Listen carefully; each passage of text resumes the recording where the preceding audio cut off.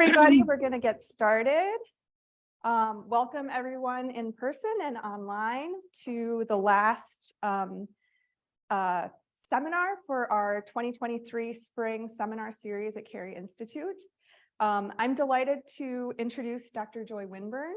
Dr. Winbourne is a terrestrial biogeochemist and global change ecologist who's interested in how plants regulate carbon, nutrients, and water cycling in terrestrial ecosystems, and how that's impacted by various human perturbations like deforestation, urbanization, and climate change.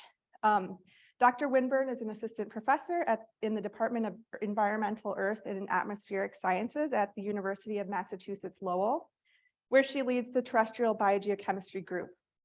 Dr. Winbourne double majored in biology and earth science and geography for her bachelor's degree at University of Massachusetts, Boston, and earned her PhD in ecology at University of California, Davis. She received a Voss postdoctoral fellowship at Brown University and then went on to do a second postdoc at Boston University. What has impressed me most about Dr. Winbourne is how she's not afraid to take on really big questions in biogeochemistry and test them in a very rigorous way. She's been highly independent throughout her career and forges new paths as her interest in basic science and its links to people evolve. She's done a lot of work in tropical rainforests on biological nitrogen fixation, and more recently has been doing working in urban systems, doing questions of biogeochemistry in urban ecology. So please join me in welcoming Dr. Joy Winbourne. Thank you, Sarah, for that really wonderful introduction, a very sweet introduction, and to everyone for being here today. I'm really excited to be here. I was excited to be here in March and really happy you guys are able to reschedule to be able to meet with everyone and share with you my research interests. So today I'm going to share with you kind of broadly my research interests and dive deep into two specific projects that have been focusing more on understanding biogeochemical cycling in urban ecosystems, especially as it pertains to kind of this question of, are there these nature-based solutions to climate change?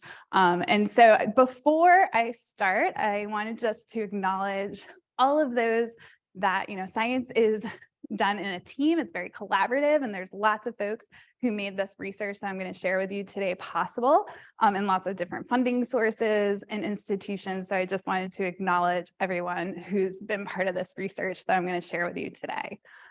And to just kind of broadly share with you my research interests, I'm really interested in understanding how plants interact with their environments, with their soil environments, and the microbes that live in those soils, and the feedbacks that happen between plants and the soil environment and with the atmosphere. So kind of fundamentally, I'm just a nerd about plants and love studying them. And they're so fascinating, right? Their plants and other autotrophs are able to conduct photosynthesis and take that carbon dioxide in the atmosphere and make it into fixed carbon sugars that we can eat and survive on.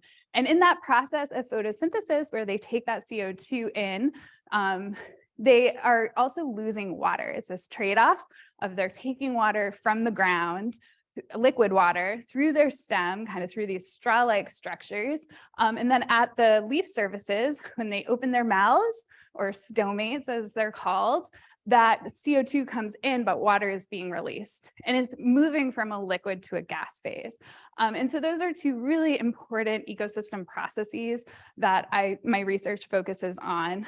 And to do that process of photosynthesis and moving that water, transpiration, plants need a lot of nutrients, just like we need protein-rich food. Plants need lots of nitrogen and phosphorus in particular. So kind of just fundamentally fascinated with understanding terrestrial ecosystems and how plants and soils are moving energy and matter. And as many are, how are these processes being impacted by human activities? As Sarah mentioned, my research kind of asks the question of how are these processes being altered by deforestation, urbanization, other land use changes, forest fragmentation is a big one. But quite arguably, the most pressing environmental issue of our time is climate change. humans are burning lots of fossil fuels, fossilized fixed carbon from plants long ago and emitting that into the atmosphere and really have altered the composition of the atmosphere. And that's one major driver, as well as land use change, changing the amount of carbon stored on land. That's leading to climate change, and the impacts of climate change, we're already feeling them today, right? We're seeing more extreme weather events, more extreme droughts and heat waves and precipitation events. So I've been really interested in understanding kind of the impacts of climate change. And this is a recent figure that maybe some of you have seen from the recent ICPP report that I really liked, because it demonstrates the climate change that we've been observing.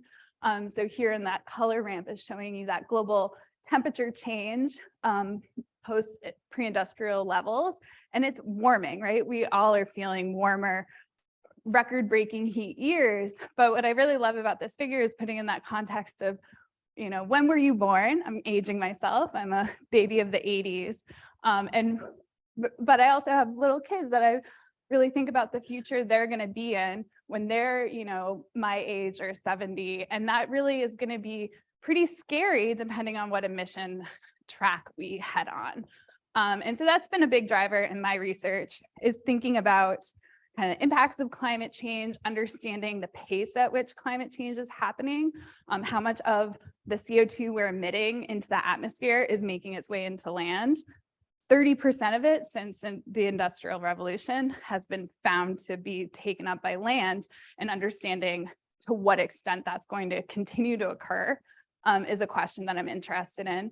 But I always think it's really important to recognize that there's many solutions.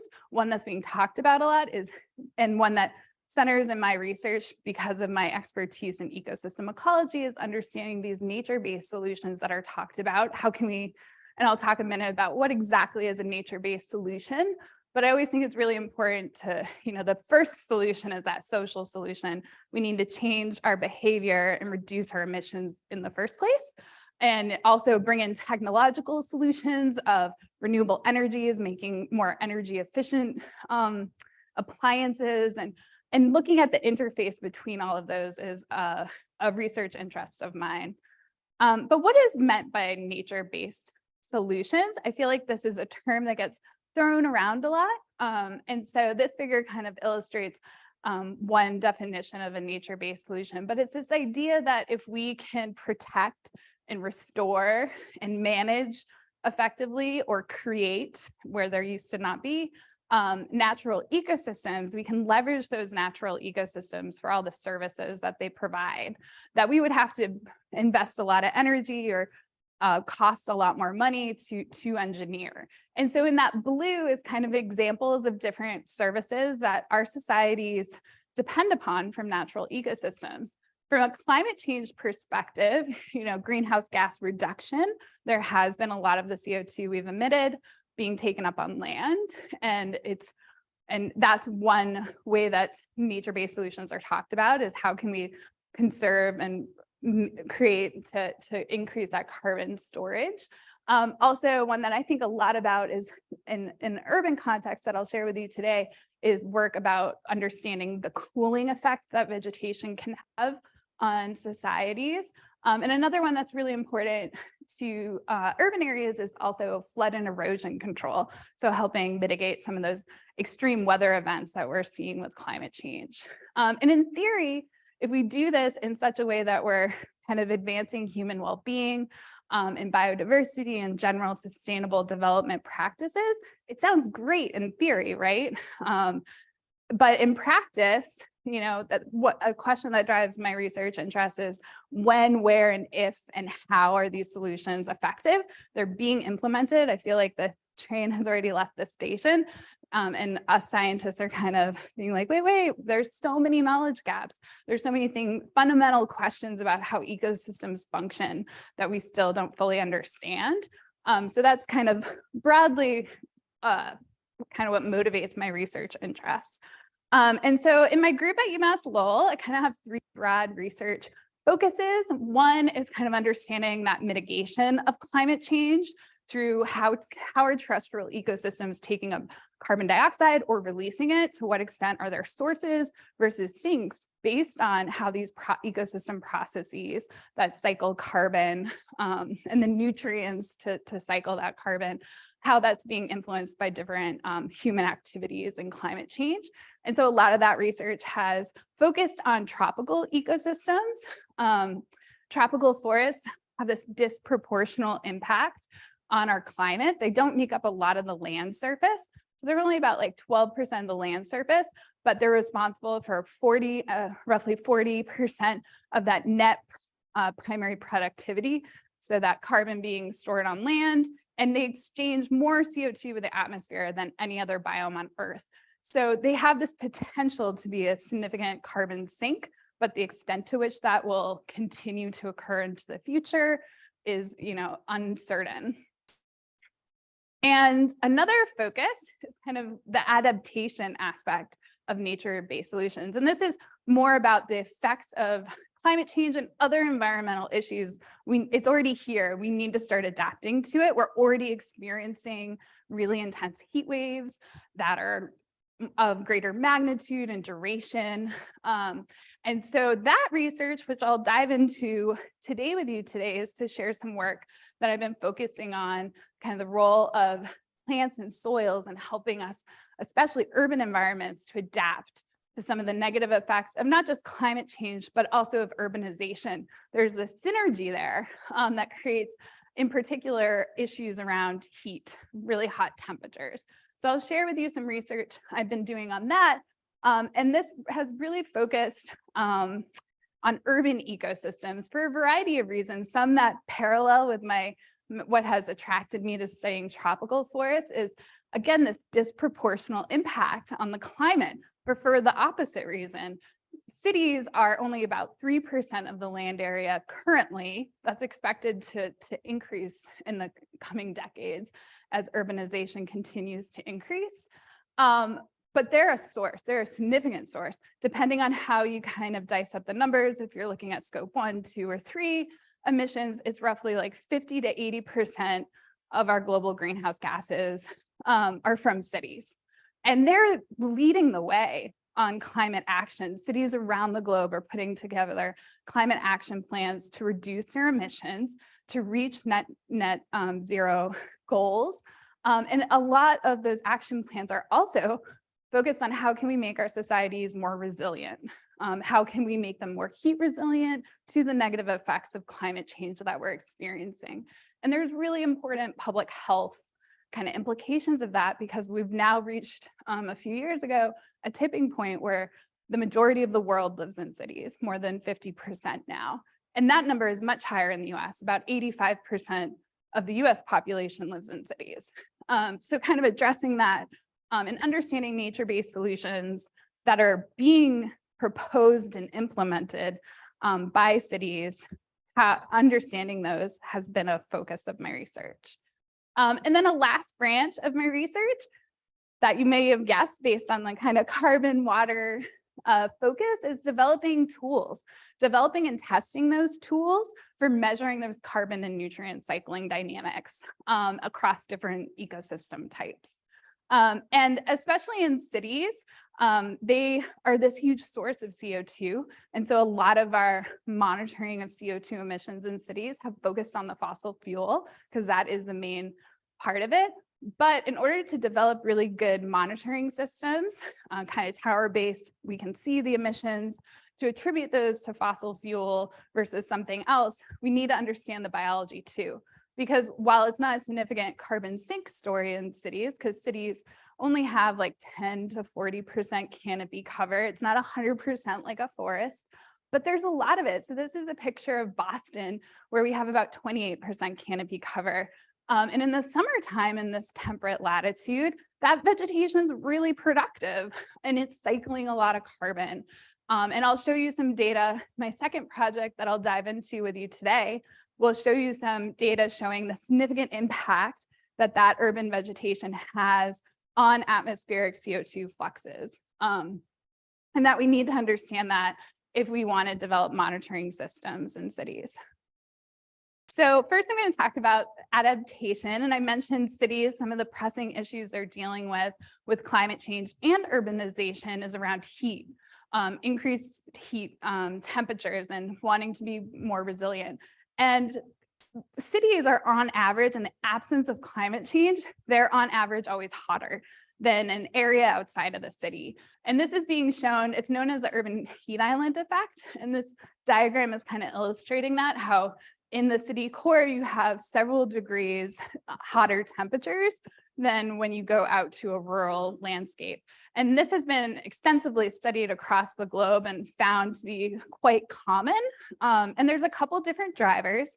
And there's a rich literature about what is the major driver and how does that vary across cities.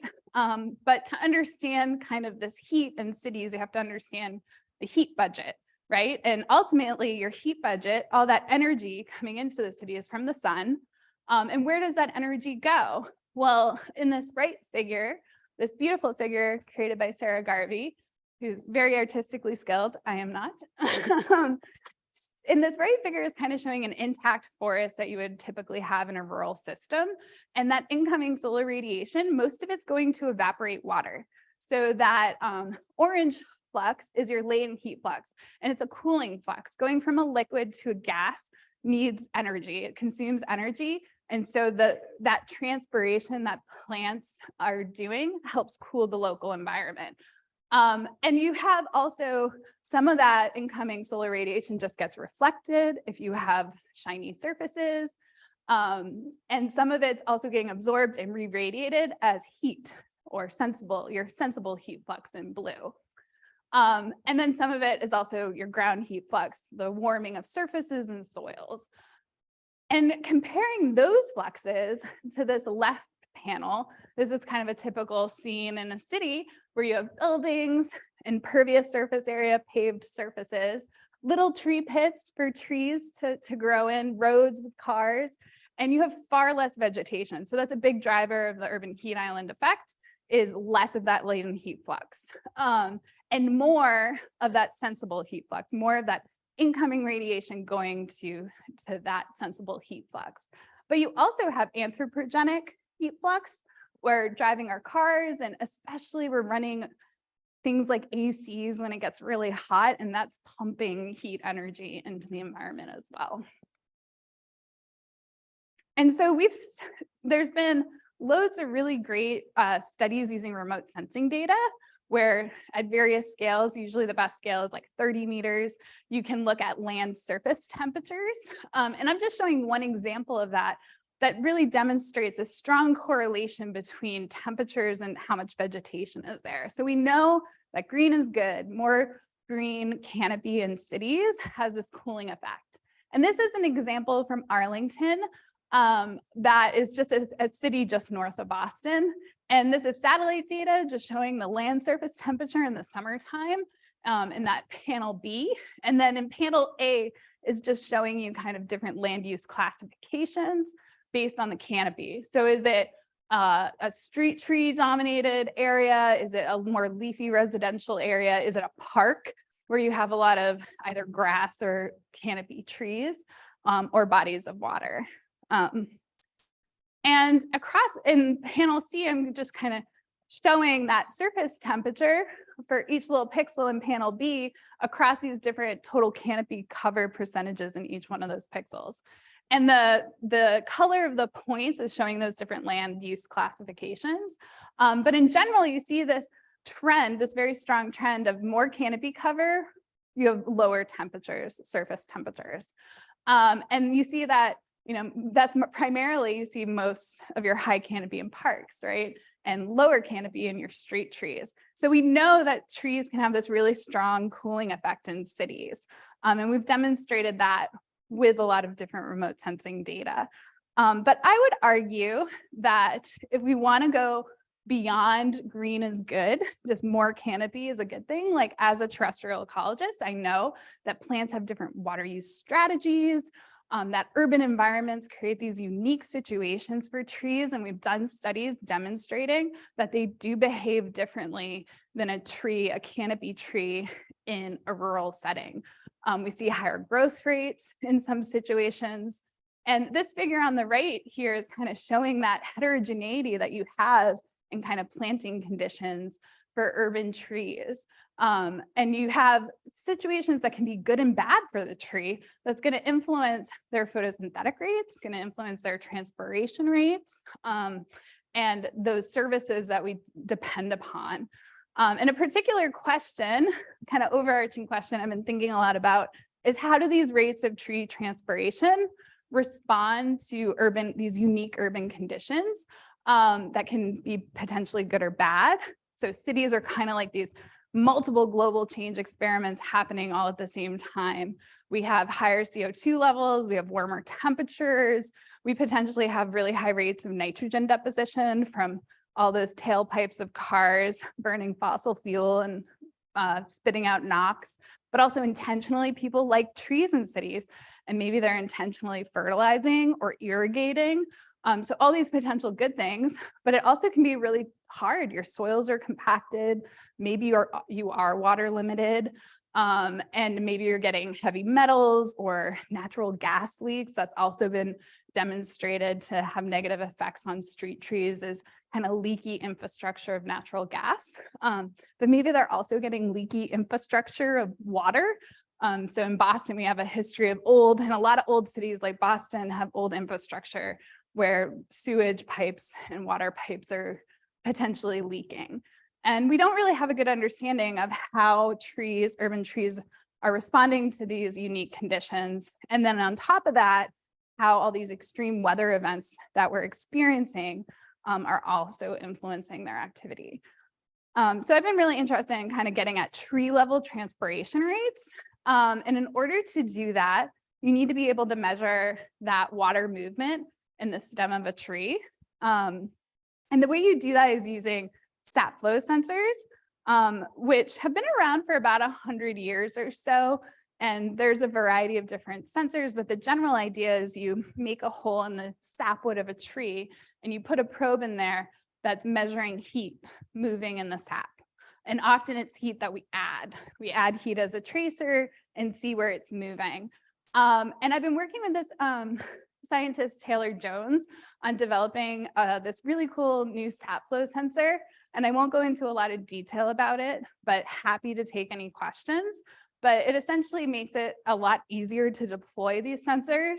It uses the world's tiniest chainsaw, which is also just really fun, to make a cut into the tree, which makes it just easier to deploy and also reduces some errors.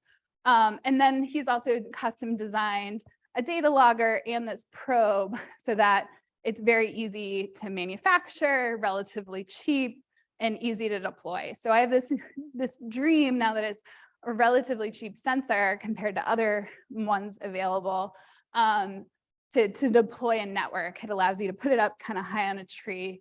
Maybe if someone vandalizes one, it's not such a big deal because they're not so crazy expensive. And so we've been working a lot on advancing and testing this sensor. This is the latest version. And you can also add to it other sensors to look at soil moisture and air temperature, all at the tree level. And so I'm going to share with you some data looking at this question I had of early in testing out this sensor. We deployed it in some sugar maples in Boston that were growing in people's backyards in a pretty urbanized area. They were adjacent to like sidewalks or alleyways, but in someone's backyard. And we were curious to look at the climate sensitivity. So how that transpiration rate was changing with temperature. And we compared that to some data from my colleague, Pam Templer, who is measuring sap flow, which with a few other pieces of information about the tree, how big it is, how much sapwood area it has, you can get to rates of total water use or transpiration. And we were curious to see how our urban sugar maples compared to those rural sugar maples. And it's important to note that these trees were both considered canopy trees. So they're like at the top of the canopy getting all the light. Obviously, the urban tree doesn't have so much competition in someone's backyard, while the trees in our rural site were in an intact forest system. And before I show you the data, I just want to kind of walk you through the axes. So I have sap flow on the Y here, which is kind of a proxy for transpiration, and then mean air temperature on the X. And then each point's going to be the average for that day. And the color is going to show you how sunny it was. And the size is going to show you a metric for aridity, like how dry the atmosphere is. We know that increases in dryness or your bigger dots drive increased rates of transpiration, as does sunnier days, typically because plants are getting more sun, they're photosynthesizing, and with that transpiring. And so in the rural system, it's kind of a buckshot. Like there is no strong trend in transpiration rates with temperature. And here, this vertical hashed line is just showing you in this system what an extreme weather event is defined as. So points to the right of that would be like days when there was a heat wave occurring. And there's no trend on that side either. But we saw a completely different thing going on in our city trees. We found this really strong correlation between sap flow rates and temperatures.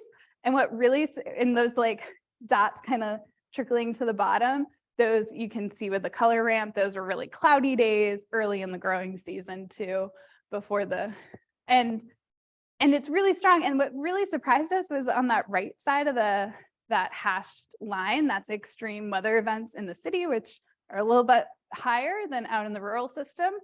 That's sustained, which was surprising because all of our models say that, and our theory predicts that plants should close their stomates when it gets really hot so that they're not losing excess water, and in the process also shutting down photosynthesis.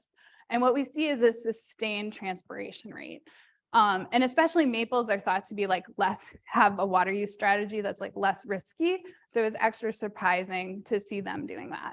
And what we think is going on is that in urban systems, these trees have a lot more resources. They have less competition, they have more sunlight, and they probably aren't as water limited. They're not competing with as many neighbors for those water resources, and there's potentially more of them. So it presents the question of, how common is this across different species? Is it also photosynthesis is being sustained, or is there this decoupling during heat waves? And there's very few studies in general on manipulating heat wave conditions, but some that have been conducted show that there is kind of this decoupling where trees, if they have access to water, they'll sweat like we do, but they're not photosynthesizing while they're doing that typically. So really fascinated to continue this research across different species and across different urban planting conditions to see how sustained it is.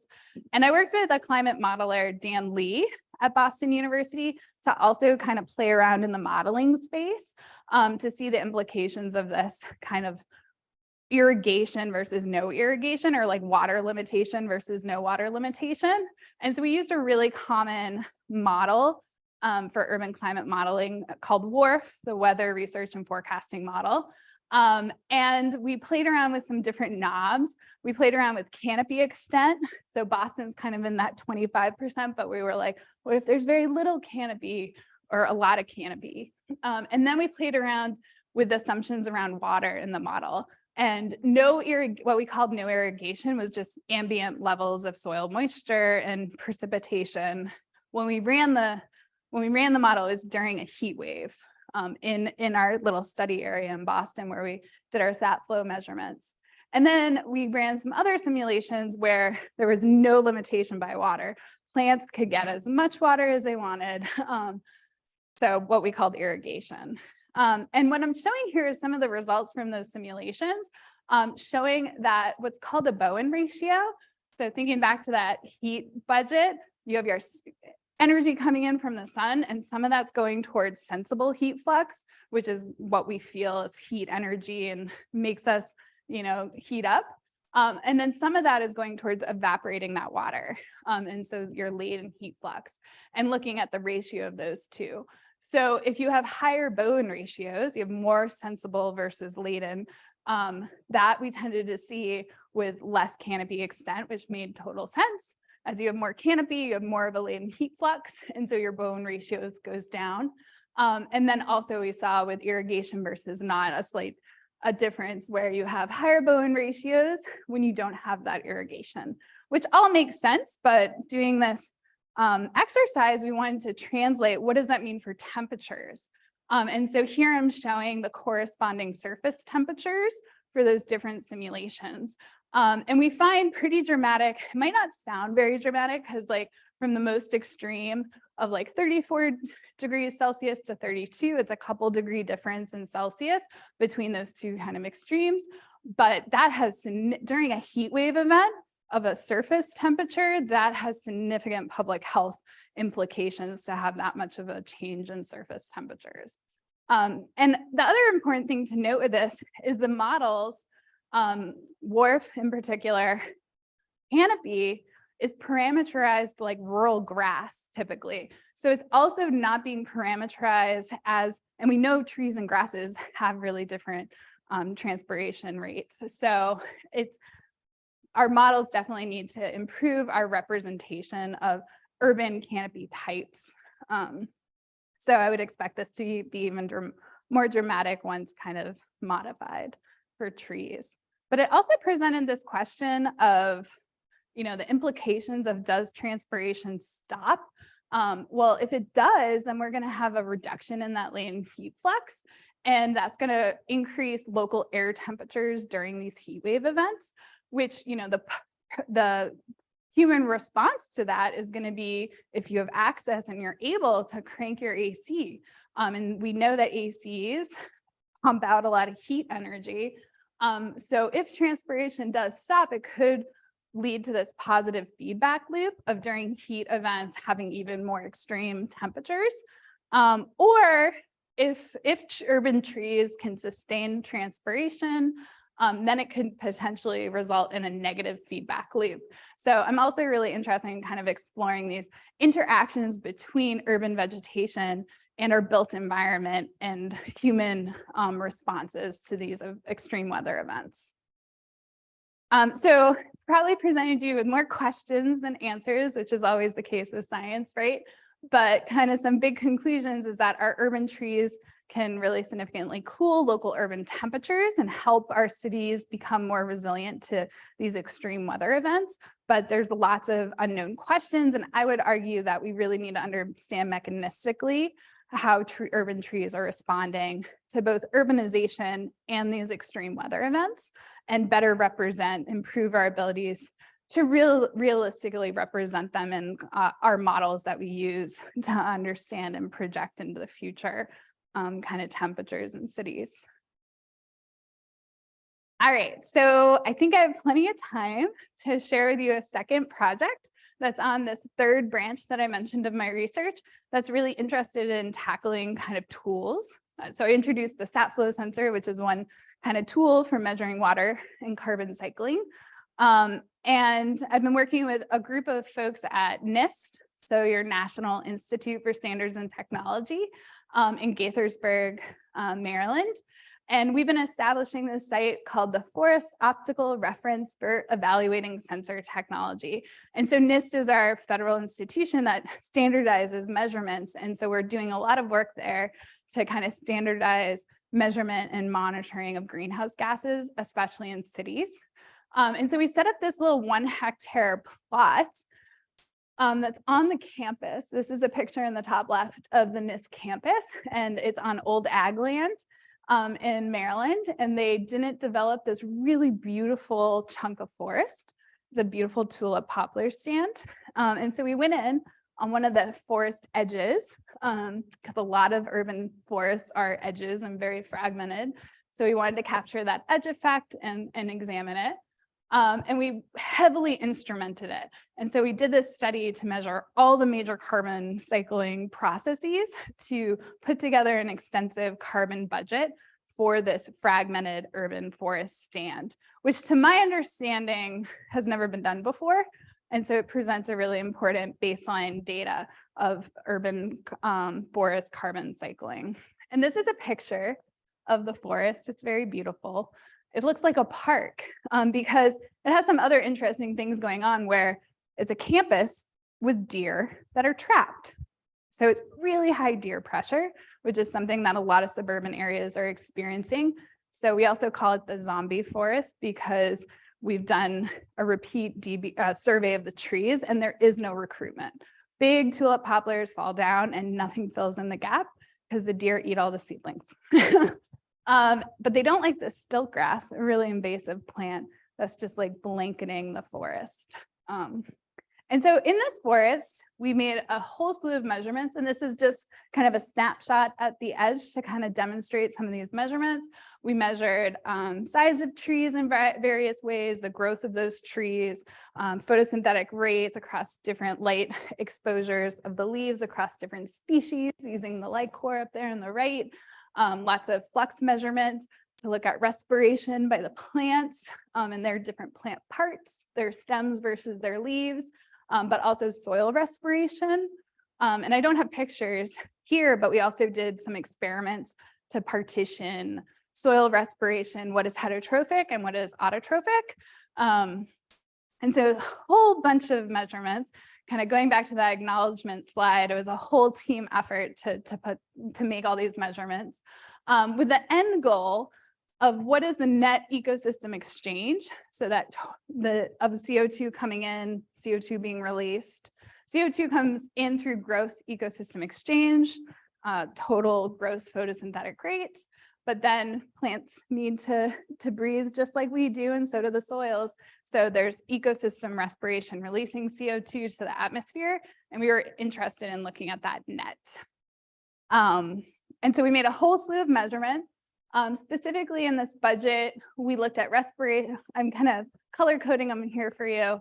The gross ecosystem exchange was measured at the canopy level, kind of using a big leaf modeling approach of looking at leaf area index and knowing our stand of trees and who was there and how big they were and what their photosynthetic rates were across different light conditions, and then scaling that up across the year. We also looked at the stilt grass to look at those photosynthetic rates. And then releases of carbon, as I mentioned, the soils and partitioning those different autotrophic and heterotrophic sources. We also looked at coarse woody debris because we do have a lot of trees coming down and decomposing on the forest floor, and then the stem respiration as well. And we were really interested in not just kind of capturing what is the carbon cycling of an urban forest, but how does it compare to some of our most commonly used models for making predictions and measurements of this. And so pretty commonly used model is the vegetation, photosynthesis, and respiration model, also nicknamed VPRM. And it's a statistical model that uses a lot of publicly available data. So it's pretty easy for groups to use and implement in these sort of CO2 monitoring studies that are trying to partition out those fossil fuel from biogenic.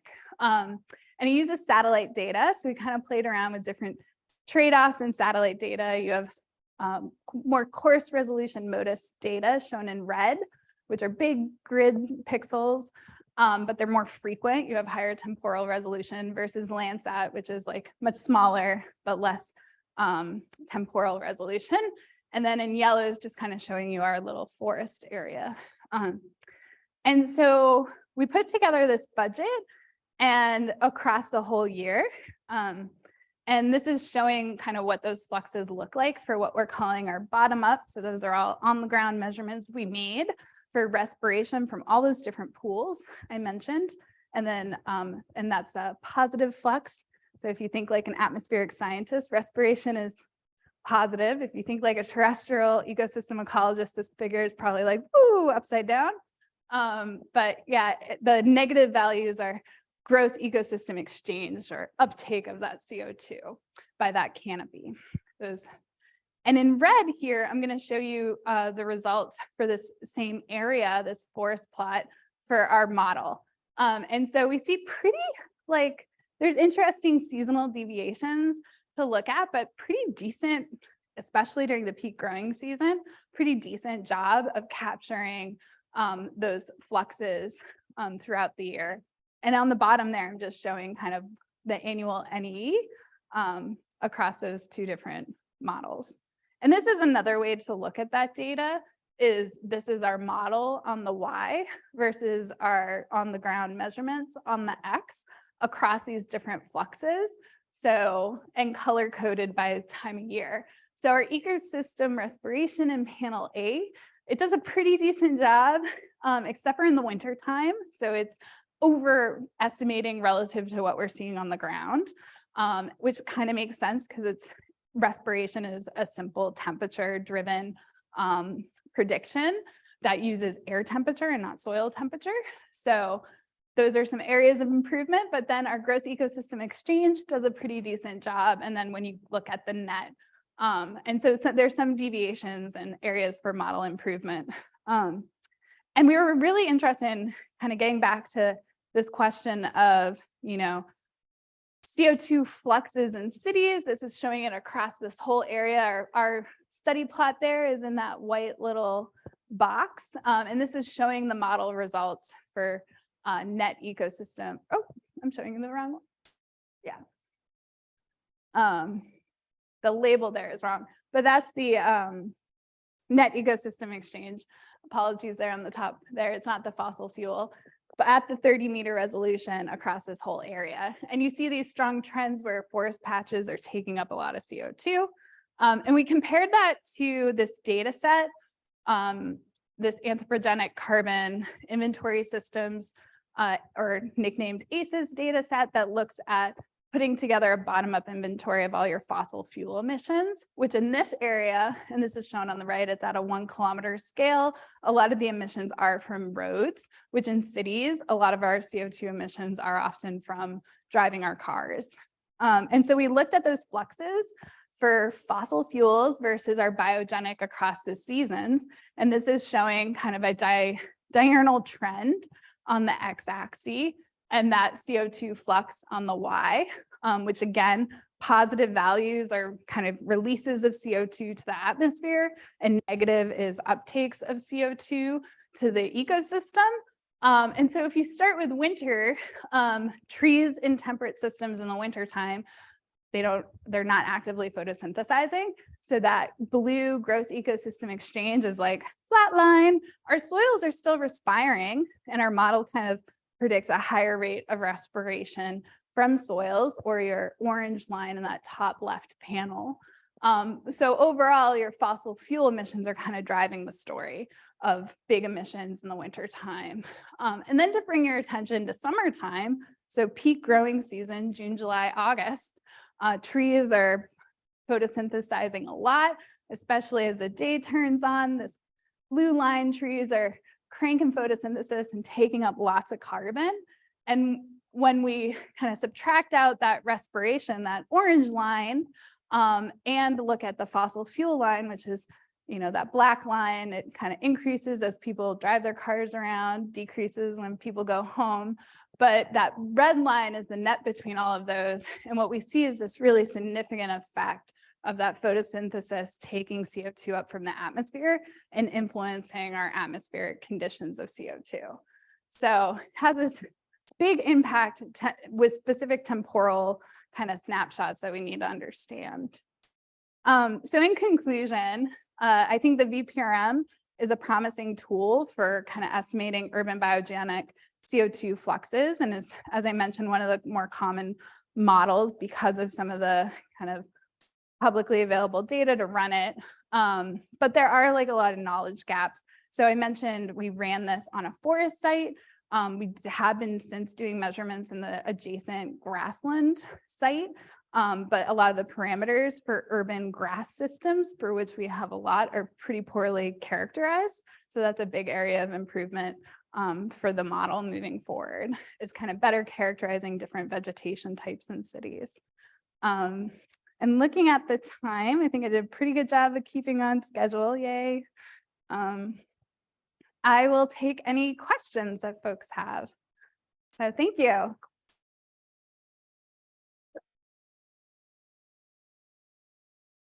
Wonderful talk, Joy. Thank you so much. And we will now take questions.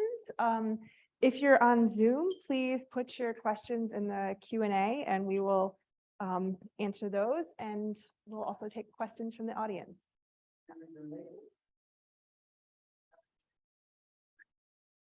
Yeah, so those results initially, the first year was, oh, sorry. I just, Thank you. um, The question was, yeah, the question was for the study with the sugar maples, how many trees did we have in each study across the urban and rural? So in the rural setting, there was about 10 trees that we were looking at. And in the city, initially, our first growing season was 1, but then we replicated it a second growing season to 3. So not a huge sample size, but.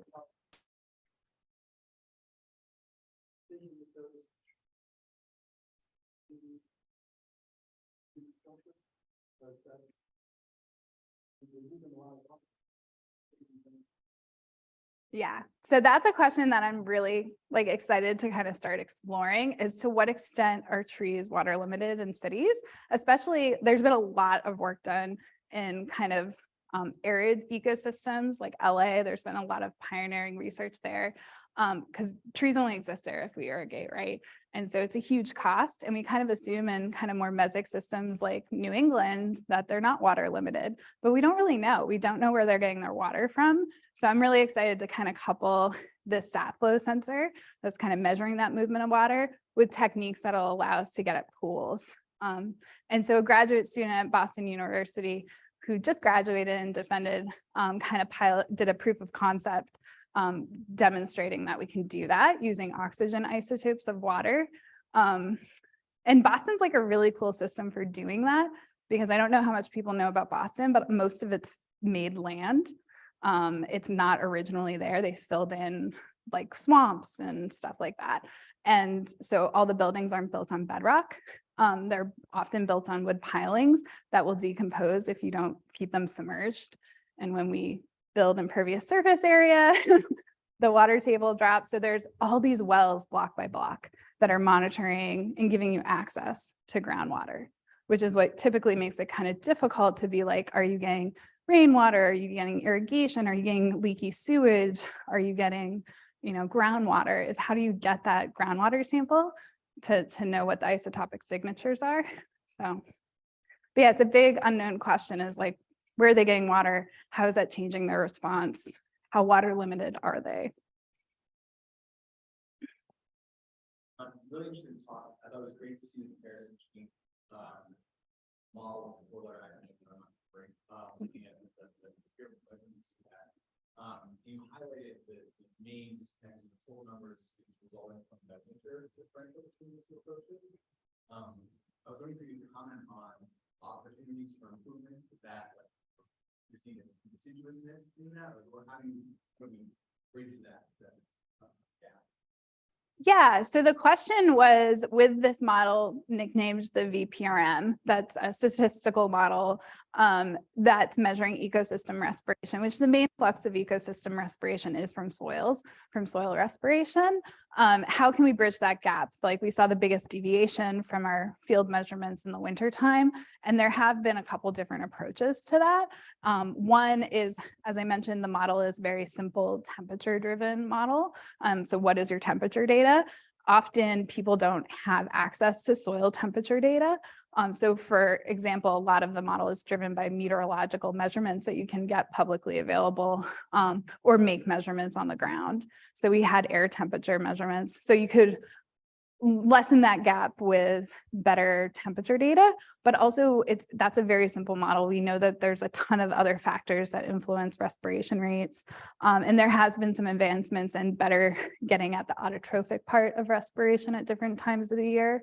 And as I mentioned, also improving our parameterization of those fluxes in urban environments. So how soil respiration in urban environments are changing across forests and grasslands could also improve kind of the values that we're getting.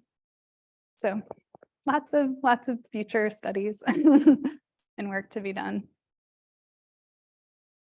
Thanks, that was really cool.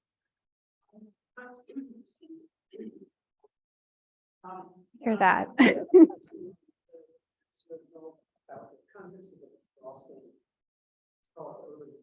Yeah. What percentage roughly are variables in the Boston in general? So, and then, Yeah, good point. Thank you. Yeah, the first question was for the sugar maples in the Boston urban forest, how abundant are they? They're not, maples are pretty abundant. If you look at street tree inventory data, which we have in Boston, they redid it in 2021. Maples are like second most common. Honey locusts, we went a little nuts and planted a lot of them. So that's actually one of the dominant species. And actually most of the maples are Norway maples. I don't know off the top of my head how much of that is sugar. And then also that's just street tree inventory. We don't know what the composition of the species are in people's backyards and in parks. It is native. It's not just anecdotally, it's not crazy common. I love it. I wish it was more common, but it's, and then Worcester, I live in Worcester, and like we have a history of where all the maples had to be removed because of the Asian longhorn beetle. So there's also that history. So yeah. That second question is, in places, sugar maples in particular, in the Northeast, are having a hard time. Did you sort that out in your survey? Yeah, so the question was kind of pointing out sugar maples are having a hard time in New England. They're not one of the like climate change winners for a variety of reasons. They're kind of having a hard time. And also red maples too, I think, are also put in that category of not being as much of a winner. That wasn't a question, like we weren't kind of addressing like that aspect, which I think maybe a part of that question you're getting at is like, we studied these trees, what does that mean for the whole system? And I definitely am interested in future studies, focusing more on the dominant species like the Norway maples and the honey locust, which are the dominant species in the urban forests in these cities. Yeah, sugar maples are less common and not one of the winners. But,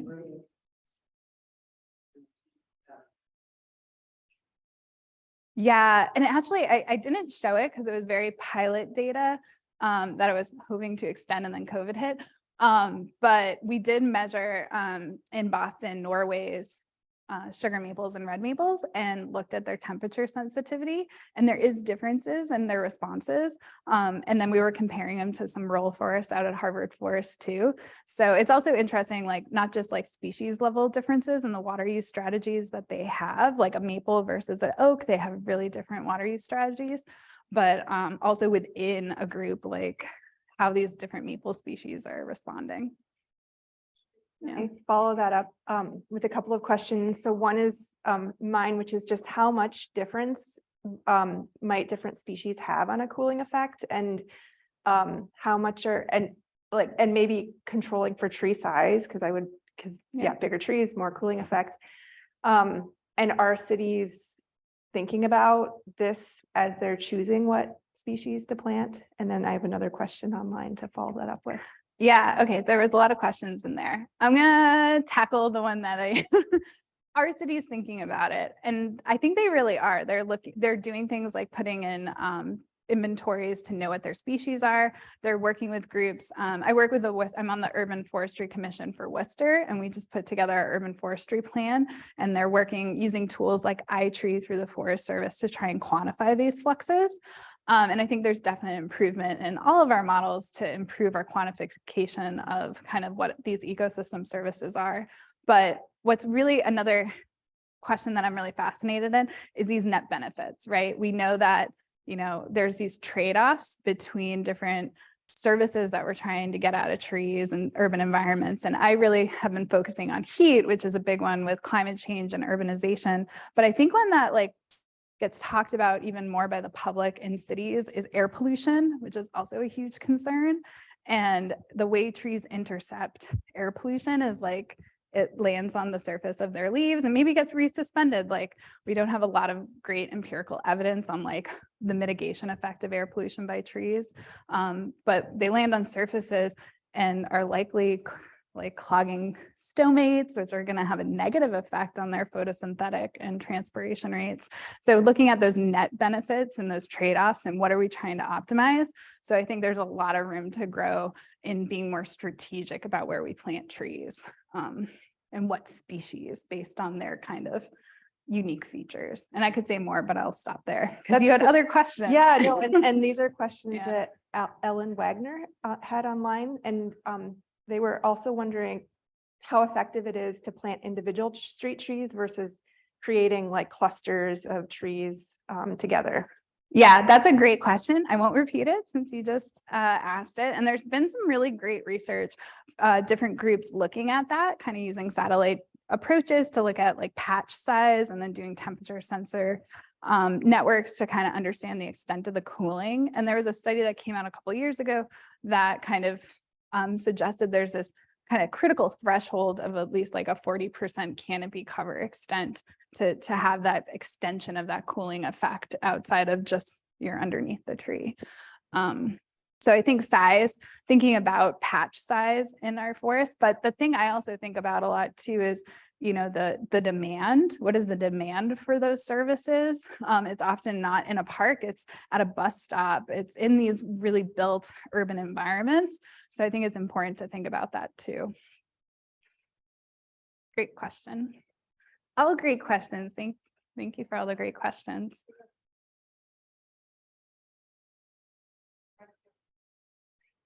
We have another question online, which is from Ridwana Allen.